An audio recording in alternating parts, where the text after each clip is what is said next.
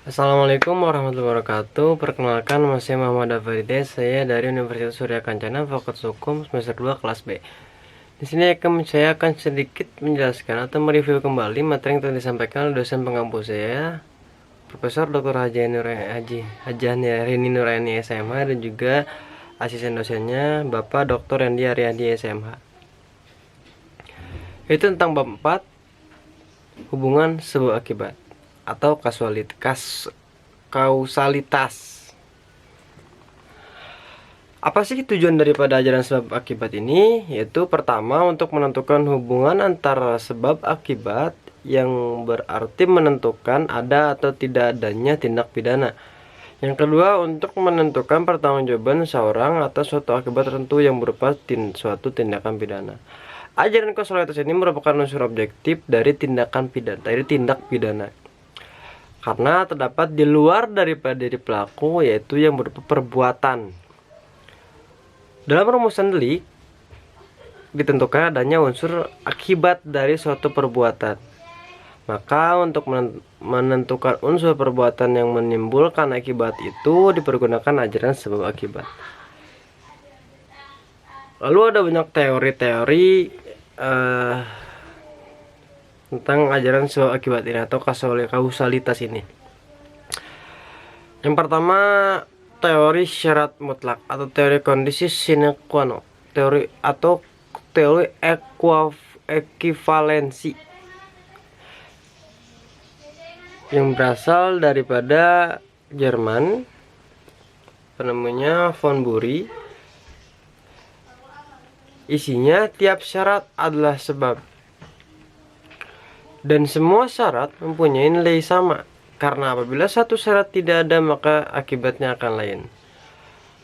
Bagi syarat positif maupun syarat negatif sama-sama sebagai penyebab timbulnya akibat, sehingga jika salah satu syarat tidak terpenuhi maka akibat konkretnya lain pula.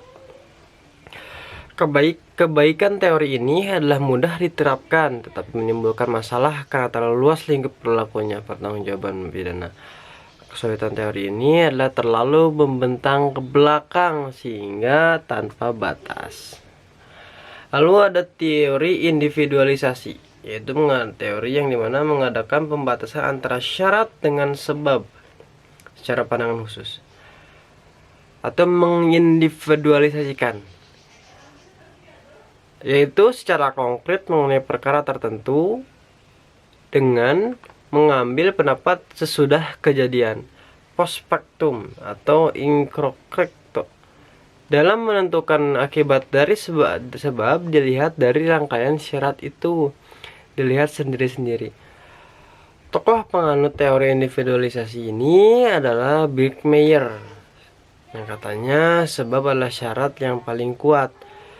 Kesulitannya adalah menentukan faktor yang paling kuat itu apa ukurannya.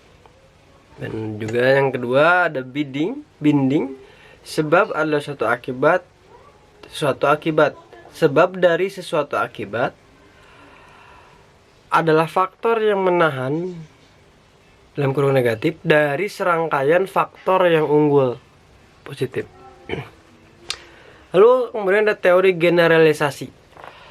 Teori ini melihat peristiwa sebelum kejadian, ante factum in abstracto, yaitu serentetan syarat yang merupakan perbuatan manusia dapat menjadi akibat dari suatu peristiwa, yaitu dilihat dari perhitungan yang layak atau pengalaman hidup yang umum terjadi.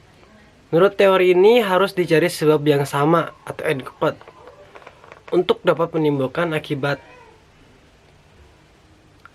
Oleh karena itu, teori ini disebut teori adquate. Ukuran dari teori ini adalah keadaan atau kebiasaan sehari-hari dari kejadian yang muncul.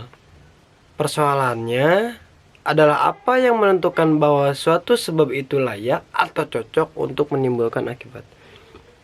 Untuk itu, diperlukan ukuran yang didasarkan pada penentuan subjektif, yang dianggap sebagai sebab adalah apa yang oleh pelaku dapat dilakukan, atau diperkirakan bahwa apa yang dilakukan itu secara umum dapat menimbulkan akibat seperti itu. Jadi pandangan atau pengetahuan pelakunya yang menentukan akibat dari suatu sebab. Tokoh pandangan ini adalah von Chris. Lalu yang kedua, ukurannya, penentuannya objektif.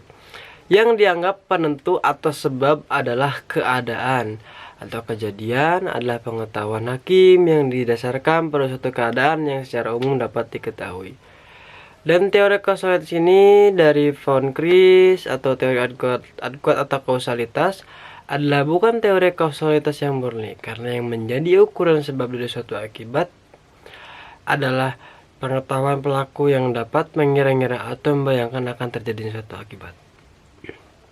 Mungkin sekian saya sampaikan, kurang lebihnya mohon dimaafkan. Assalamualaikum warahmatullahi wabarakatuh.